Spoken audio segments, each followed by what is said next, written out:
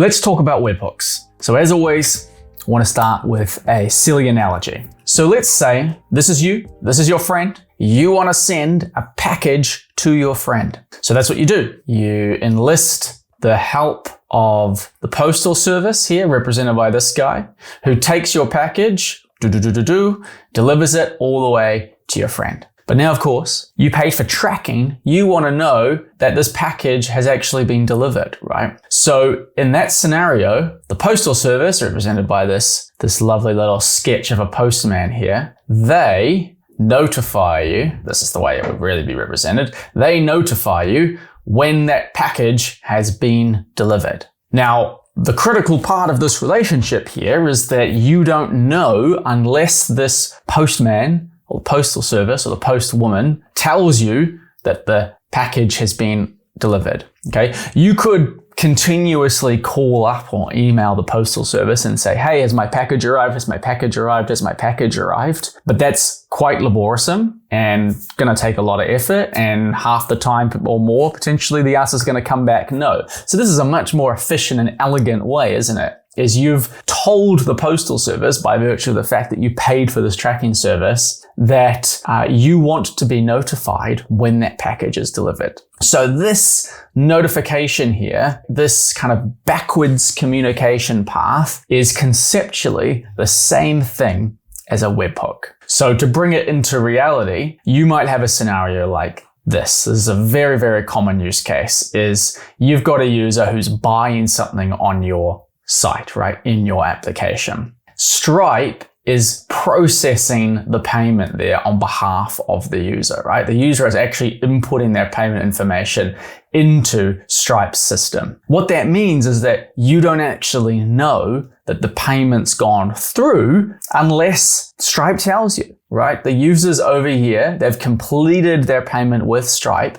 and your application has no real way of knowing when that payment was successful. So the way that you can know when that payment was successful is by enlisting Stripe, or instructing Stripe, I should say, to send you a webhook when that payment has been successful, right? So it's essentially here a little webhook which says that the payment was successful. And again, in this case, you could continuously ping Stripe and say, hey, is the payment successful? Hey, is the payment successful yet? Hey, is the payment successful yet? And this is sort of, the same thing as if you got your kids in the back seat and you're driving to go on holiday and they're continuously asking, are we there yet? Are we there yet? Are we there yet? Right? That's a very inefficient way for them to find that information from you. They could just say, hey, mummy and daddy, could you please let me know when we've arrived in the location? And so that is then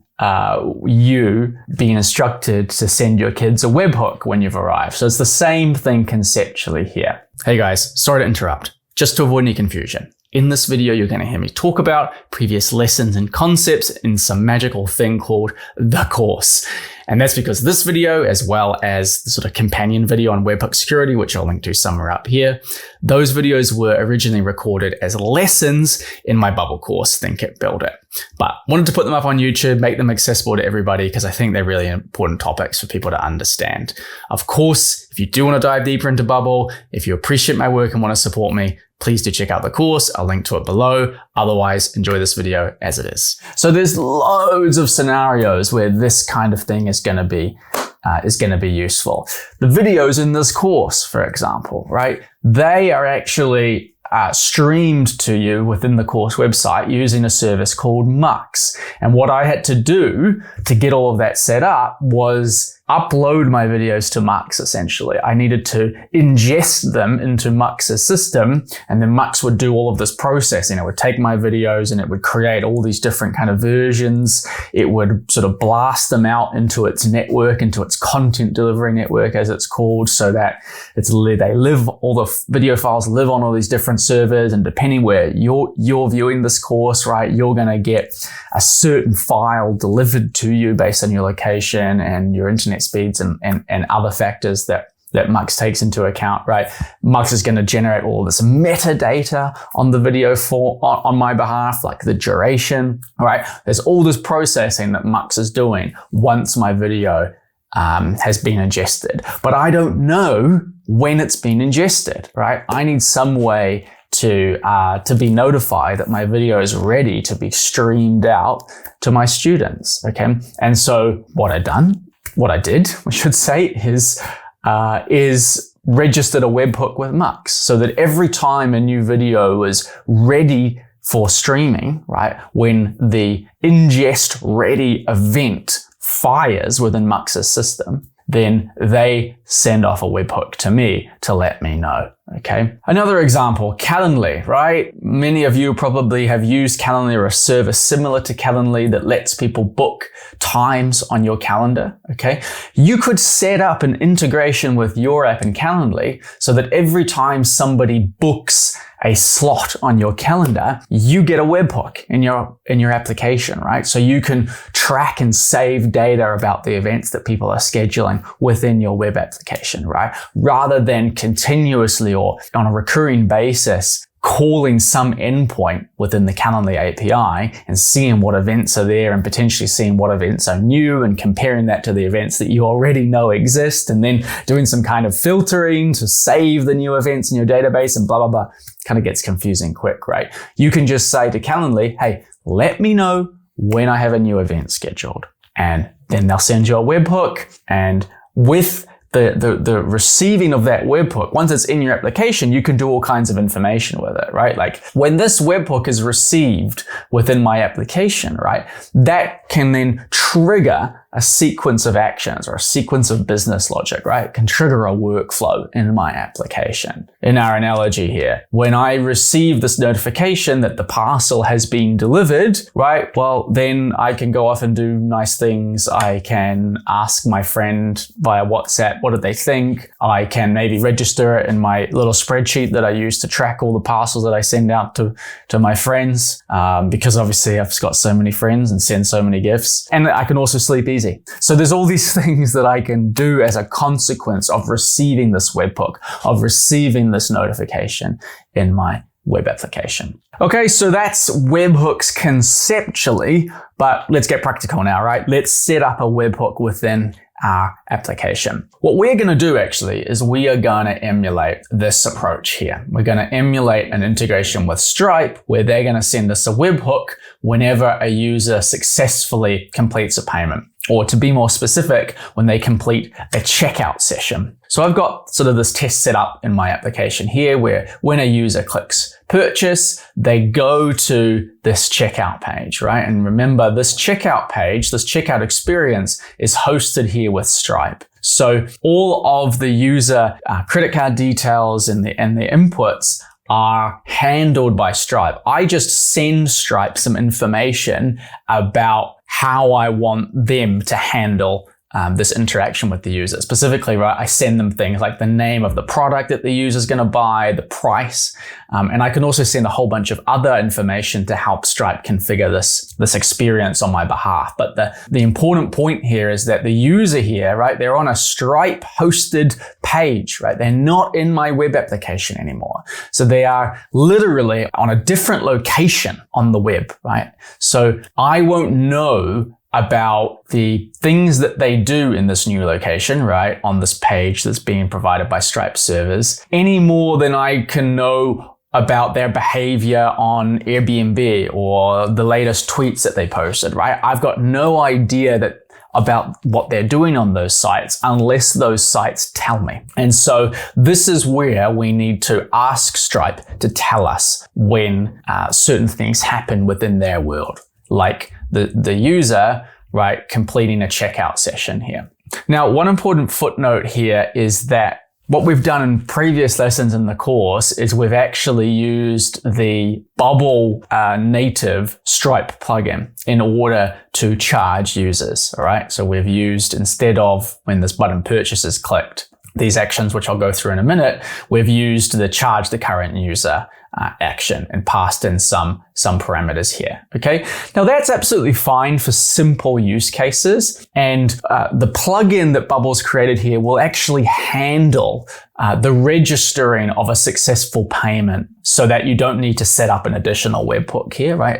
That functionality is built into the plugin. But there are circumstances, and this is why I chose Stripe specifically to demonstrate this, there are circumstances in which rather than using that Stripe plugin that Bubbles developed, you want to create a custom integration with the Stripe API. And what that means, of course, is referencing the API documentation that Stripe has provided, and it's a very robust documentation, in order to create a custom integration, which then gives you just a ton more flexibility and power to handle, more creative solutions that you might want to have in your application when it comes to charging and paying out users. So specifically in the setup for this video, what we're doing here is we're creating a checkout session, right? And a checkout session is just represented by this interface here, basically.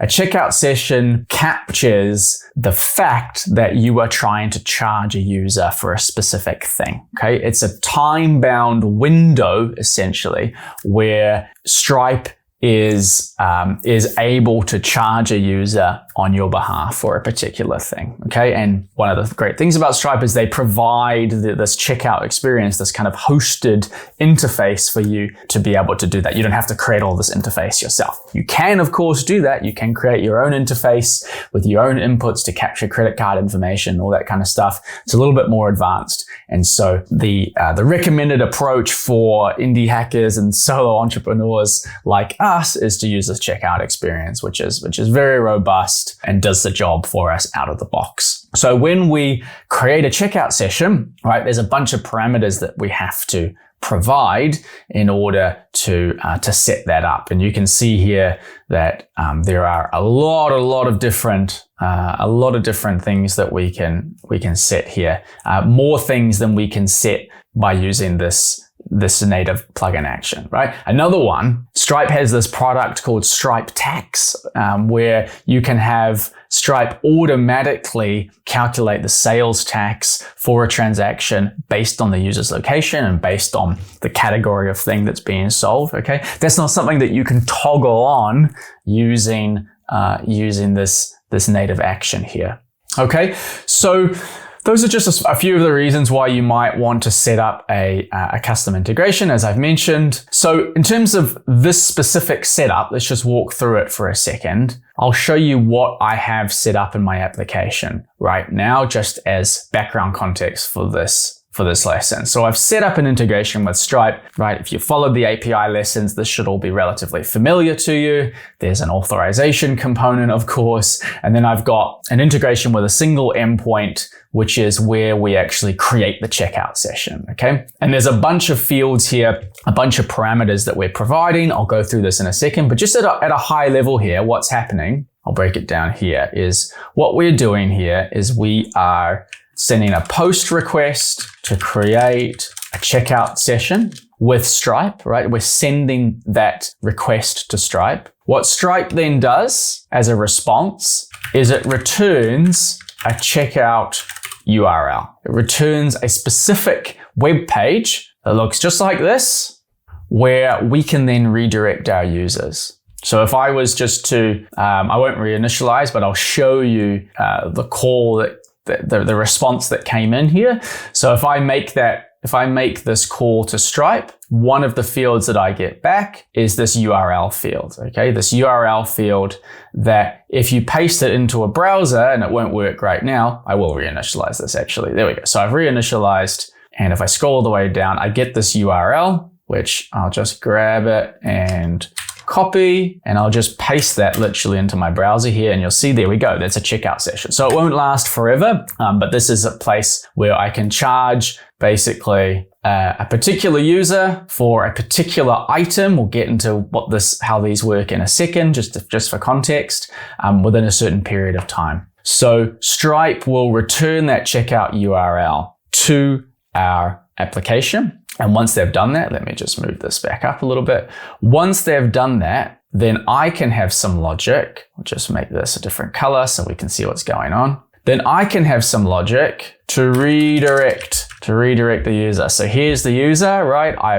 I've got this checkout URL now back in my application, and now I can send my user to that URL, which actually lives, of course, in Stripe's system. So in terms of the workflows, this is how it looks, basically, right? I'm creating a checkout session by calling this endpoint within my application. And then one of the things that's returned here, you can see I'm grabbing it from result of step 1, is the URL. So I'm just putting that inside of an open and external website action, which then means that the user is going to be navigated to that URL. So what that looks like is I click that button and then boom, the user ends up on that checkout page. Super, super handy. But then of course, now we're back to the reason why we want webhooks in the first place, which is that when a user completes this form, they're over here on Stripe's system, and we still need to get a webhook for when the checkout session was completed, which is another way of saying that the user entered the right credit card information and clicked confirm to pay, right? So that's what we're going to set up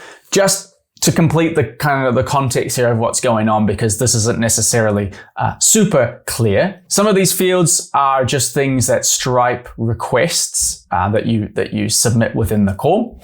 And notice they're all got this query string parameter ticked. Okay, that's just the way that the Stripe API requires this information to be provided. By ticking query string here, we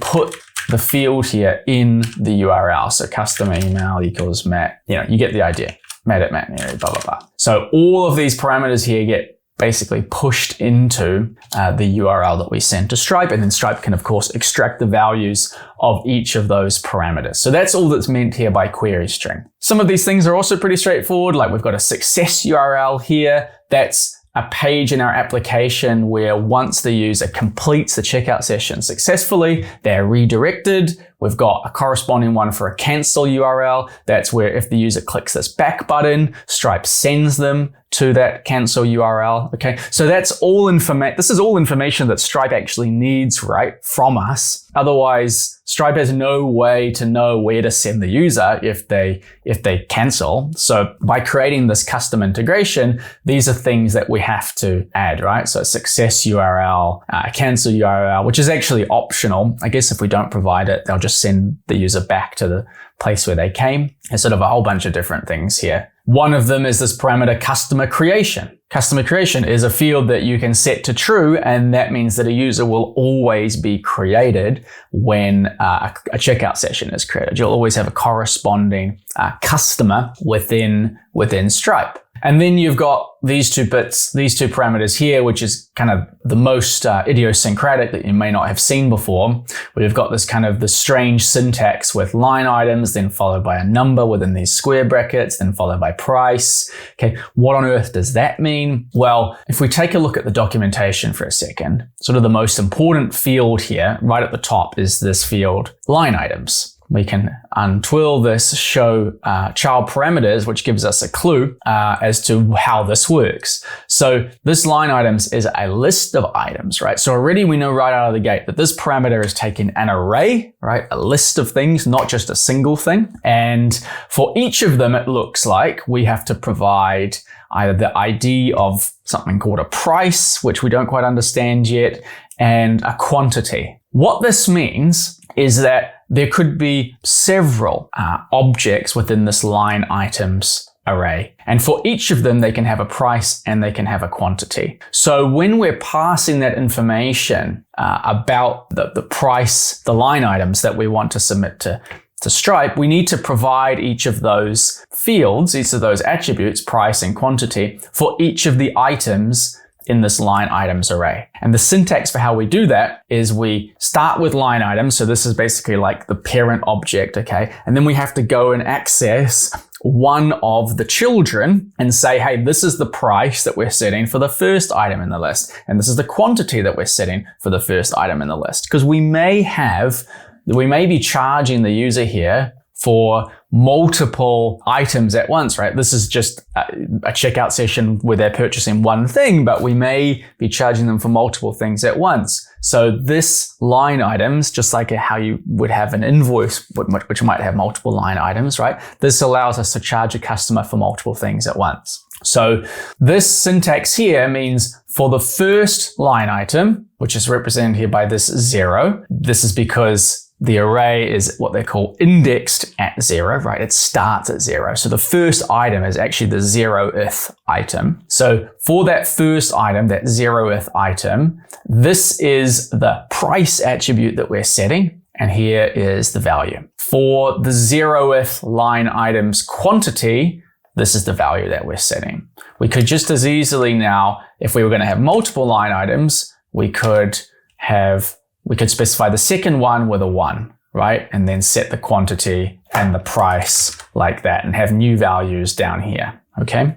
In our case, we're not doing that. So then finally, what on earth is this price ID in the first place? Well, reading the documentation helps a lot with this, but in short, within your Stripe dashboard, you have this section called products. You can create a new product, and when you do so, you can set one or more prices for that product, okay? And it's actually the price that you populate this checkout session with. It's a price that you charge a user for, because you might have multiple prices for the same product, and depending on some logic within your application, you're going to charge the user with this price and not this price. That's a different thing than using discounts, but we're not going to go into that here.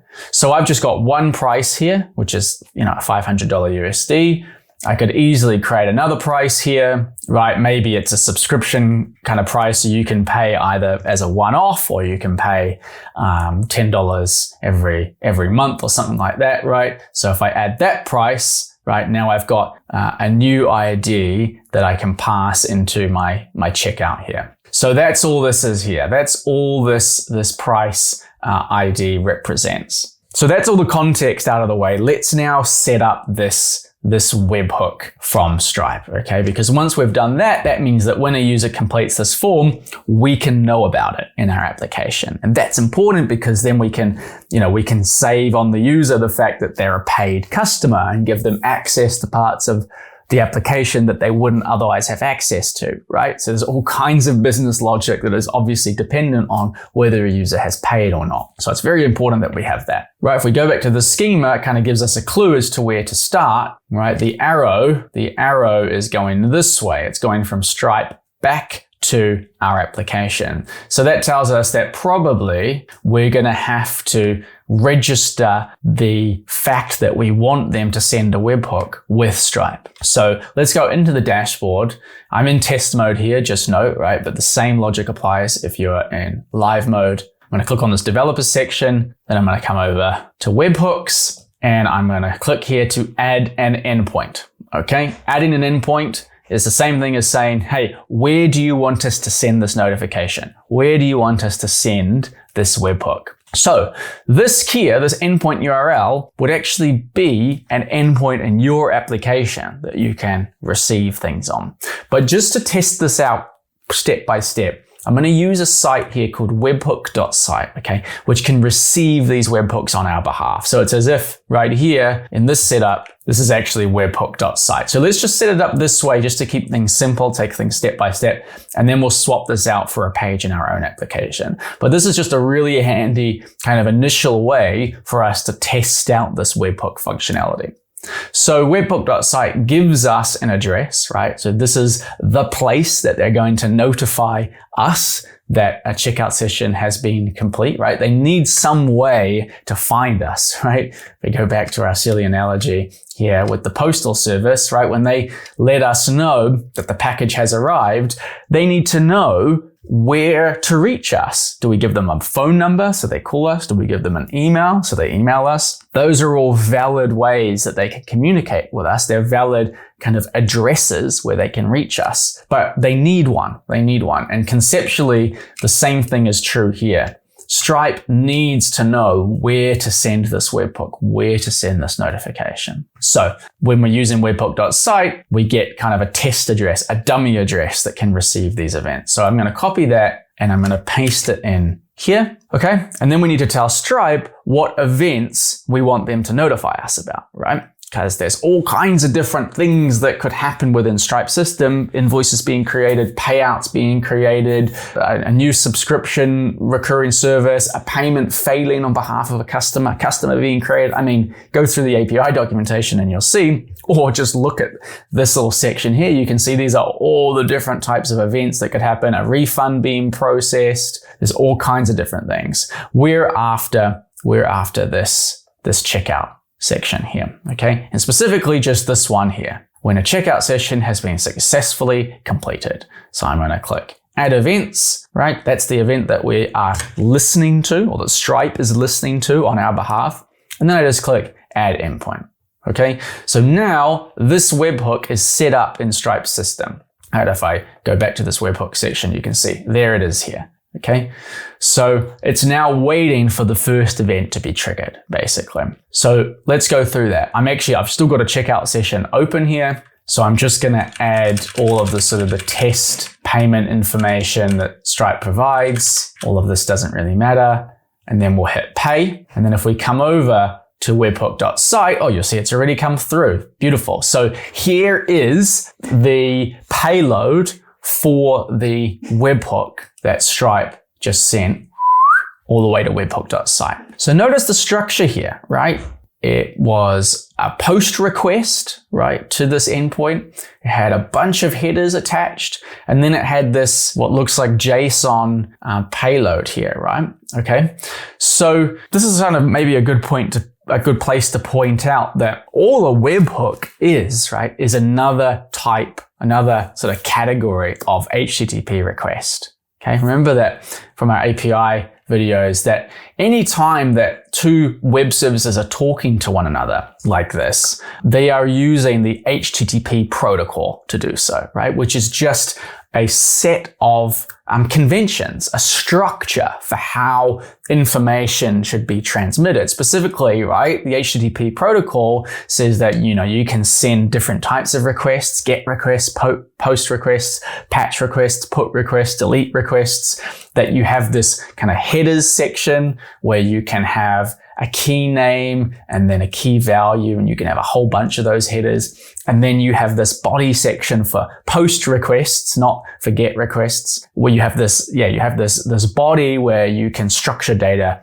in different ways. And JSON is one of the common ways that you can structure that. So all that this webhook is an HTTP request that is originating with Stripe and being sent to our application. In the same way as when we call the endpoint on Stripe to create that checkout session, right, which we do over here, right? This is just another HTTP request. It's an outgoing request from our application to their application. And when this event fires that the checkout session is completed, that's an HTTP request that's originating with Stripe's account and ending up in our application. Okay, so you can think about it as, in both cases, they're calling an endpoint. We've integrated with Stripe's API, but conversely, Stripe's integrated with our API, right? We have, right, in effect here, configured an API endpoint. It's not in our application yet because we're using this webhook.site, but this is essentially an endpoint, right? An API, an application programming interface, right? An interface through which Stripe can communicate with us. So this is really awesome. And you'll see here now we've got a bunch of information about the checkout session as well. By virtue of the fact that we've received this event, then we know that the payment was successful, but we've also got, things like a status, which is complete. There's some kind of objects that are created in Stripe system, like a payment intent. We've got the ID for the customer. Okay. We've got this field here called a client reference ID. It's a really handy thing that we can provide for Stripe when we call this endpoint, right? It's this client reference ID. Okay. That reference ID is just basically a unique piece of data that we can send to Stripe, right? That we can send with this post call that they will then conversely send back to us when the checkout session was completed, right? The checkout session corresponding to the one that we created in this first step. So that's really useful for doing things like, for example, I've got it set up over here to populate that client reference ID with the unique ID of the current user. And you see here, right, that this looks suspiciously like the unique ID for a Bubble user. And that can be useful because then if we have this being sent back from Stripe, then we can associate this successful payment or this successful checkout session with that user, right? We can find them in our database and kind of create a relationship between maybe a payment object that we create upon receipt of this webhook and that current user. We'll get into that in a minute. All right, so this webhook.site has done its job. Let's swap this out now. Instead of this being webhook.site, we want this to be, right, our Bubble app. So we need now to configure an endpoint in our Bubble app that Stripe can call and send this webhook. So the way that we do that is going down into backend workflows and configure a new API workflow. So backend workflow, API workflow, Bubble uses these terms interchangeably. It basically exposes an endpoint that either you can call from within your application to do different things, right? Like we've done in earlier parts of the course, offload some computationally heavy work, or you could actually expose these endpoints to the outside world, to other services that can then trigger logic in your own application. So you can think of them as workflows, right, that are just sitting here waiting to be triggered. Once they're triggered, either from within your own application or from some external service, right, then that sequence of actions cascades, right? Then that sequence of action takes place. So we'll just call this checkout session completed, right? In fact, we probably should call it Stripe checkout session completed, just to be very, very specific. We want to make sure here that expose as a public API workflow is ticked, and also that this workflow can be run without authentication is ticked. Now, that might set off some alarm bells for you. There is definitely a security aspect to this. I'm going to cover that in the next lesson. For now, let's just ignore that. Right? Let's just see if we can get this set up in a simple way, and we'll revisit the security dimension in the next lesson. Cool. So this is that endpoint setup. And now we basically need to define all of the different inputs, all of the different parameters that this endpoint can receive, right? And then we can do stuff with them in subsequent actions. The same as the backend workflows that we've set up when we're creating the AirDesk app. And so some of the things that we might want to define are fields like, the user ID, for example, or the amount, which is actually in cents here, okay? But what we really want is a one-to-one mapping, right, between the fields that come in from the webhook, right, and the fields that we might define here, right, like amount. The best way to do that is, instead of defining these manually, we're going to go detect request data, and then we're going to click here, detect data. This gives us now basically an admin or a temporary version of this endpoint that when an external service calls it, right, Bubble will automatically detect all of the different parameters that come in, right? So Bubble will automatically detect all of this stuff, right? All of these fields, all of these attributes. So I've got that copied to my clipboard. What I want to do now is edit that webhook endpoint in my Stripe dashboard. So I'm going to go update details, and I'm going to paste in here that endpoint, which has this initialize path right at the end. Okay, and just notice the structure here of this endpoint. So all endpoints that you create start with this kind of base URL here that corresponds to your application. And then there's a path, just like we have paths for pages, right? You've got a path for an endpoint that corresponds to that name that we just gave it, right? That name that we just gave it down here, Stripe checkout session completed, right, corresponds, of course, exactly to this path here right at the end. So this is basically the root domain, the root address for all of your API endpoints. And you can see that as well if you go down into your settings under the API section. You can go and see here's the root URL for your workflows, right, for your backend workflows. And then the path that comes after this WF, which stands for workflows, will be the name for the the API workflows themselves. Okay, so let's go back into detect data. We need this to be open for this to work. And we now see, okay, we're waiting for events to come in for this address. So let's go and test this flow out again. So when we hit pay here, this should trigger that checkout session completed event within Stripe. And since we've set up this webhook within Stripe, the next step should be for them to route another HTTP request, but from their end back to our application, specifically to this endpoint here, which is set up in such a way here. Bubble's given us this kind of convenience feature to automatically detect all of the fields that correspond, or all of the fields that are present in the body here, in the JSON body. So let's see, let's hit pay, and then I'm gonna come over to my Bubble application, and there you go. You saw now they all came in, okay? So if I just scroll to the bottom here, this is just like setting up an API integration the other way around, basically. You'll see here's the raw body that came in, right? All of these individual fields. And what Bubble has done is for each of them, it's made a guess as to what type of thing that it is. And that means that we can then access these fields in subsequent actions, which we'll see in a moment. Okay, so I'm going to hit save, right? And now I can do something like, this is a good practice to get into.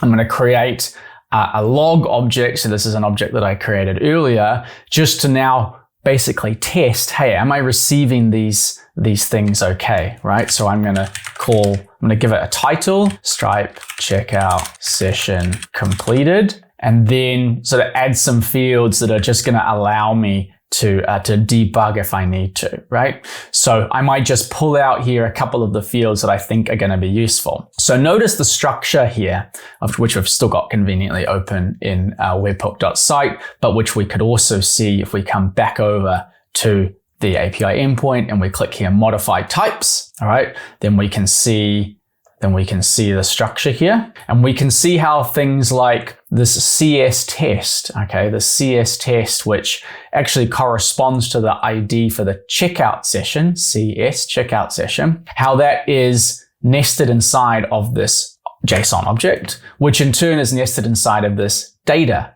JSON object. And if we scroll up right to the top, you'll see how Bubble has sort of created a naming convention for these things, right? So we've got this thing called an object ID, right? An object ID, which seems to correspond to that checkout session, okay? So if I now want to say checkout ID and then add that ID that we're going to pull out dynamically, what I'll do is I'll go request data, right? So that's the HTTP request that we received, the webhook that we received, right?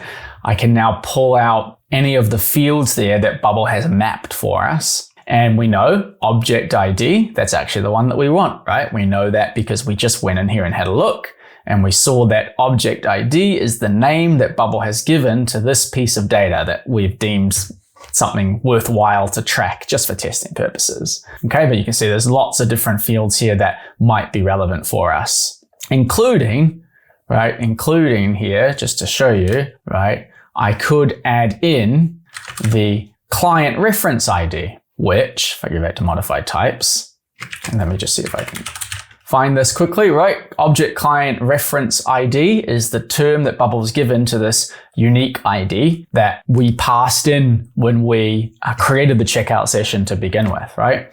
So this is where I could now sort of just add a little label here that says client reference ID and save that field. Or I could go one step further and I could just, to double check that it actually corresponds to a user, I could do something like do a search for, right, a specific user where the unique ID is equal to that client reference ID. Okay, and then display, for example, if I have to grab the first item from that list, I could pull out the email value for that user instead. And for this to work, we need to do one more thing, right? Because we can't, at the moment, search through all users based on privacy rules, right? The default permissions for any agent is not to be able to find a user that's not yourself in searches. So what we want to do here is tick ignore privacy rules when running the workflow. That's going to allow this search to actually execute without any limits. Okay, and so now we could just test this again, right? Now, after some time, the events that you have triggered will appear here, and you can actually just click to rerun them, which is really handy. But sometimes Stripe takes a little while for them to appear. So we're just going to go through this flow again in order to trigger this. But just before we do, I just remembered there's one thing that we need to change, right? If we look at the webhook address that we've got set up here, it's this initialize version of the endpoint, okay? But this isn't actually a real endpoint in our application, right? That initialize we only used in order for Bubble to detect automatically the attributes that were coming through in the request body. So we actually want to remove this initialize component, update the endpoint, and now this endpoint corresponds exactly to this endpoint in our application. And so that we can test that it's working, we're going to create a log in our database so that if we go over to look at our logs, then we should see an entry here once this checkout session is completed. So let's try. Let's go hit pay. Okay, that's gone through. What we can also do to test this out is we can go here to view the different logs. And I just had to refresh, and you can see here that one of the logs that's just happened, right? This has just happened, is this one here, right? Where Stripe has posted to a webhook, and this is actually a sort of an event within Stripe's system. We could make better sense of this by coming over to event, and we could see here, hey, a checkout session was completed, right? And this is the event that just fired. And you can see here that a webhook that was attached to this event was succeeded. I can click on this in order to see all of the attributes that were sent to this endpoint. And in fact, from here, I can hit resend. That's one way to speed this up. I can hit resend. So let's go into our app now. Let's see. And we, in fact, do have a log, right? We have a log where we have this checkout ID, and we don't have a user here. That may be because I'm not actually logged into the application. So let's try it when I know for sure that I'm logged in.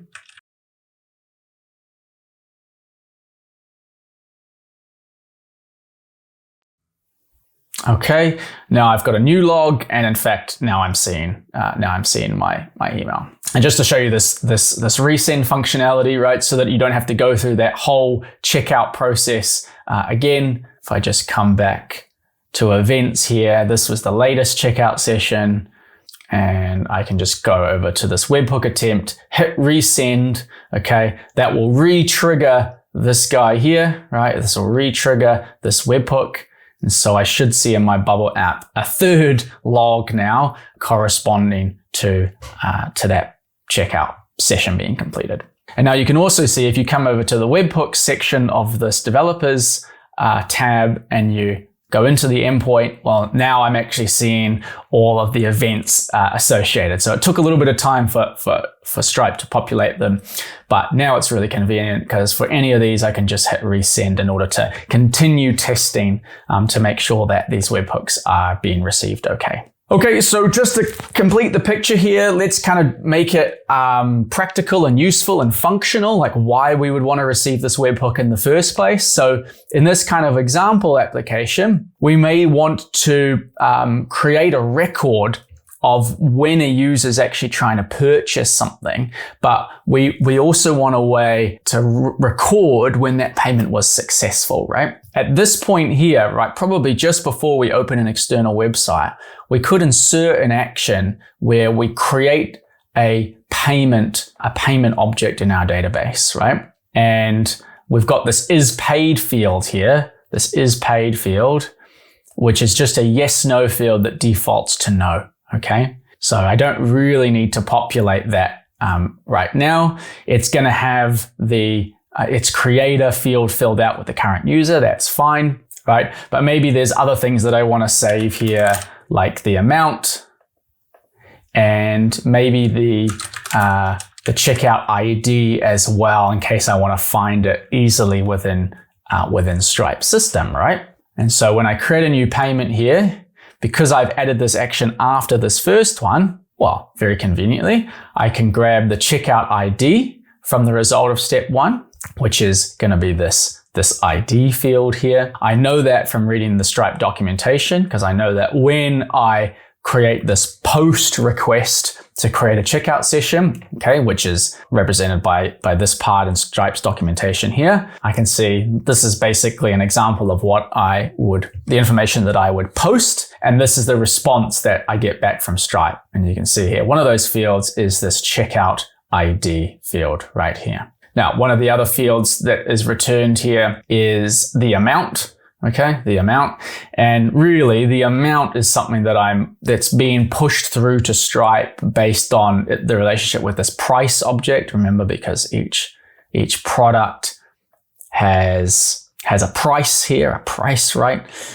In Stripe's dashboard. But, it can be a good idea to save that amount directly from the response that you get here. So, everything's in sync, right? So I could go the result of step 1's amount total. Okay, this is actually in cents. Okay, the amount field with Stripe is always in cents. So I could divide that by 100 in order to get the value in dollars. Right. So now if I go and test out this flow and just click this purchase button, and I should already now see in my database, right, a payment object. And in fact, I do, right? $500. Here's the checkout ID. No, it's not paid. And here's the user who created it, okay? And ideally, what I want to do is on this backend workflow, right, when I know that the user's paid, right, when the checkout session is completed, ideally, right, I want to make changes to a payment, right, a payment type thing. I don't know how I'm going to find it yet, but I want to make changes to a payment and mark the is paid field to yes, right? So this is where now webhooks start to become really useful, because I've got a payment object in my application database, right? There's a corresponding event, a checkout session being completed within Stripe system, okay? And I want to make a connection between the two. Specifically, I want to make a connection when the checkout session in Stripe system is complete. I want to make a change, right, to the corresponding payment in my system. And the way that we are linking them, right, is via that checkout ID, right? We've already got a checkout ID saved here. And we know that when we get the webhook back from Stripe here, one of the fields that we're going to receive to my webhook here, we'll see that one of the values that we're going to receive is a checkout ID, right? So we're getting a checkout ID from Stripe. We've already got a checkout ID in our database on a payment, okay? We can compare the two, right? We can use this checkout ID that we're getting from Stripe in order to filter down and find a particular payment in our bubble database. That's what we're going to do here. I'm going to go checkout ID, and I'm going to set this to be equal to the request data's object ID, which we know from before represents the ID for this checkout session. Okay, and we could also do something like, making changes to the user as well by finding the user based on their unique ID that we're finding or we're receiving back through this webhook, right? We know that in the request data, we've got this client reference ID. So we can find a particular user based on that. And we're going to grab the first user. And now we could do something like we could mark them as a customer. If this is are they a customer? Maybe I should use camel case is customer, and if by default we're saying that all users when they're created are not customers, and then if we're going to confer certain benefits to them when that field is set to yes, right? When they have become a paying customer, then we open up all these new features to them that would otherwise be restricted, right? It's kind of the basis of all kinds of freemium SaaS models. Then we could set this field to be yes. also within this workflow. Let's try it out. So at the moment, our dummy kind of user here, he's not a customer. He's not a customer. We've got this payment, that's this checkout session that's being created by him, okay, but it's not paid yet. And so if we click this pay button, this little workflow here should trigger, right? We should mark the payment as yes, and then we should mark the user as a paid customer. And in fact, I've got one little issue here that we should make sure we fix. Searching for payments, make sure to fill out the constraint. Okay, so it looks like this maybe I didn't save this properly. So that checkout ID is the object ID that we're receiving here from the webhook, right? That's the search constraint. Actually, yeah, I set it down here. This is not a field that we're changing. It's already set. It's rather a field that we are using to filter down payments in our database. That's all set up. Let's see what happens. I'm going to fill out this information. Hit pay. Okay, we've just paid. We'll go into my database. I should have a new log. That's kind of the first thing I want to check, and I do have a new log. Okay, that's great. Those fields are being populated.